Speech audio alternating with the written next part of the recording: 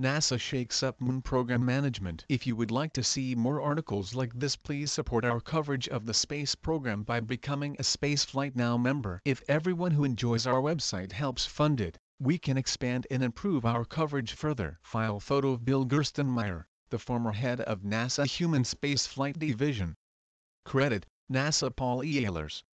In a major shakeup at NASA headquarters, Agency Administrator Jim Bridenstine said Wednesday that Bill Gerstenmaier, the widely respected director of human spaceflight, has been replaced in the midst of an ambitious push to meet the Trump administration directive to send astronauts back to the Moon within 5 years. Effective immediately, Bridenstine wrote in a letter to agency employees. Ken Bowersox, a 5-flight shuttle veteran, space station astronaut and Gerstenmaier deputy, will take over on an acting basis while Gerstenmaier serves as special advisor to NASA Deputy Administrator Jim Morehard. As you know, NASA has been given a bold challenge to put the first woman and the next man on the Moon by 2024, with a focus on the ultimate goal of sending humans to Mars, Bridenstine wrote. In an effort to meet this challenge, I have decided to make leadership changes to the Human Exploration and Operations HEO Mission Directorate.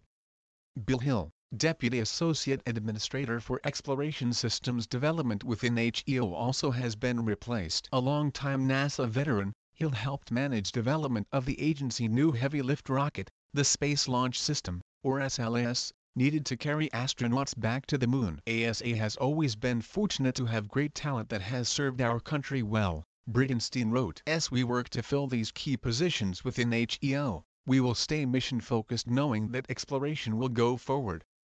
Earlier this year, Vice President Mike Pence announced that NASA was being directed to accelerate plans to return astronauts to the Moon, moving the agency target date from 2028 to 2024. The revised Moon program is known as Artemis. To meet the administration goal, NASA is relying on the huge Boeing-built SLS rocket that will be even more powerful than the legendary Saturn V boosters that propelled the Apollo astronauts to the Moon. Artemis astronauts will fly to the Moon aboard Rover Orion capsules, built by Lockheed Martin. Current plans call for crews to dock with a mini space station Gateway in lunar orbit before descending to the surface in a commercially developed lander. The Trump administration has requested $1.6 billion in supplemental funding for NASA 2020 budget to help kickstart Artemis development. The program is expected to cost billions more in the next few years as NASA rushes to meet the 2024 target date. NASA managers originally hoped to launch the SLS booster on its maiden test flight in 2017,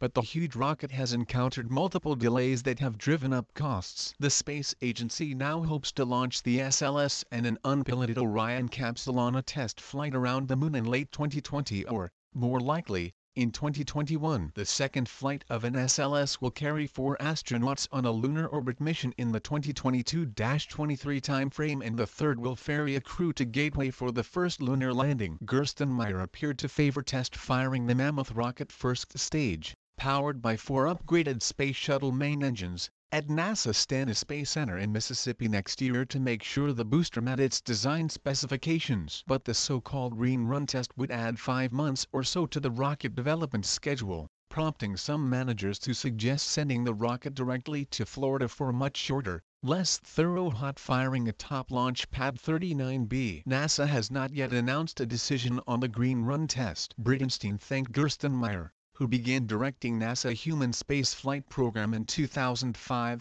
for his service, saying he has provided the strategic vision for some of NASA's most important efforts, including the International Space Station, Commercial Crew Program, the Lunar Gateway, Space Launch System rocket and Orion spacecraft. As a nation, are thankful for his service in advancing America's priorities and expanding the limits of science, technology, and exploration, Bridenstine wrote.